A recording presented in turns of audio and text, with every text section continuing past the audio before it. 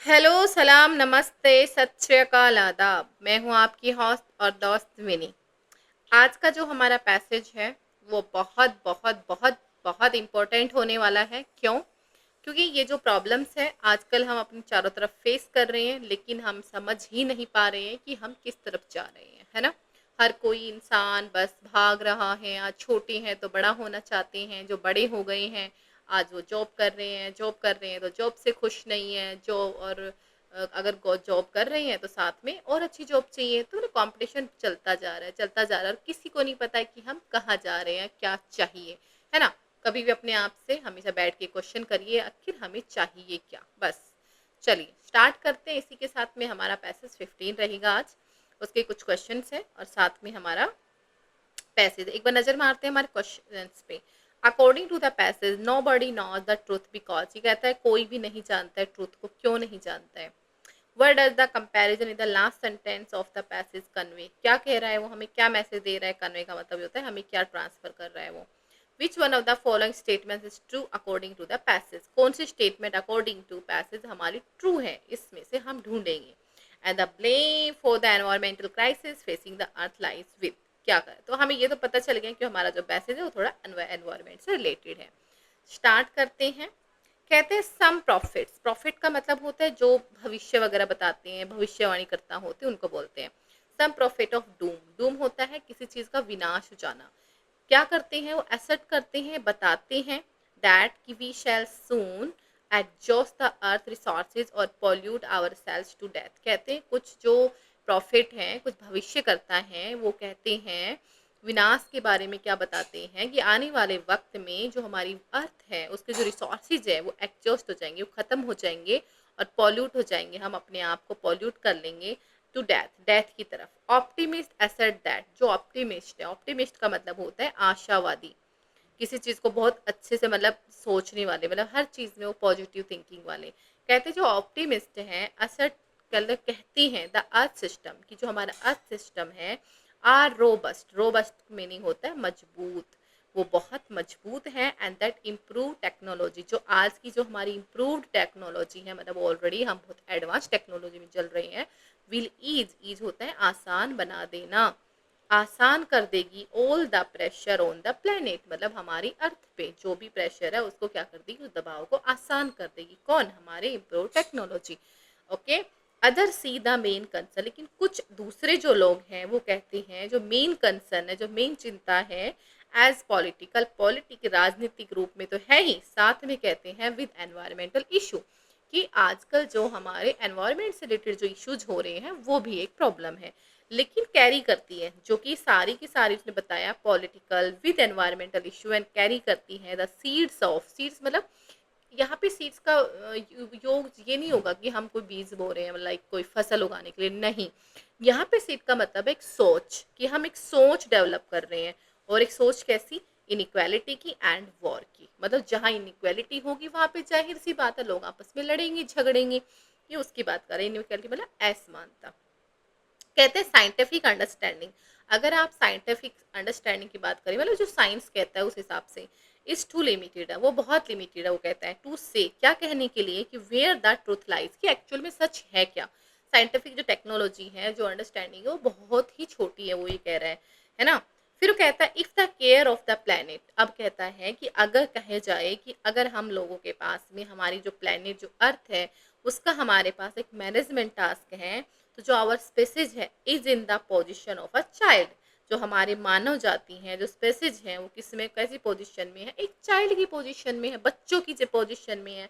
Who has to fly, who has मतलब जो चाहता है, हु हैज टू फ्लाई करना अ जेट प्लेन, बट कहता है without knowing what all the switches and levers to, लेकिन उसे ये पता ही नहीं है कि उसके स्विच कहाँ है और लीवर कहाँ है। समझ में आया? कहते हैं एक छोटा सा हम समरी देती हूँ मैं इसकी। कहते हैं कुछ प्रॉफिट है, कुछ भविष्य करता है, वो क्या कह रहे हैं, एक विनाश के बारे में भविष्यवाणी कर रहे हैं कि आने वाले टाइम में जो हमारी अर्थ है उसके सारे के सारे जो रिसोर्सेज है, जो संसाधन है, लाइक कोल है, पेट्रोल है, हमारी अर्थ पे जो हमारी सॉइल है वो रोज हो जाएगी बाढ़ आने से, बार बार फ्लड फ्लड आने से, है ना?